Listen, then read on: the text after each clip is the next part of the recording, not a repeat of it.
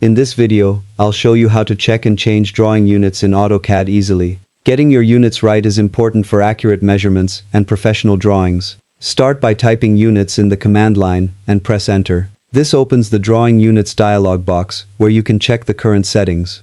Look for the insertion scale section to see whether your drawing is using millimeters, centimeters, inches, or another unit. You can select a different unit from the list based on your project requirements.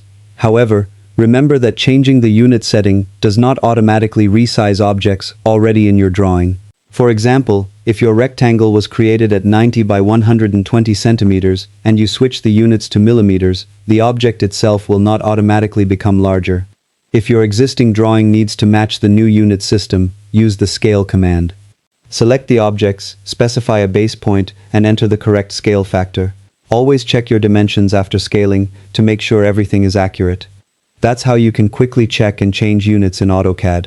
If this tutorial helped you, like the video, subscribe for more AutoCAD tips, and thanks for watching.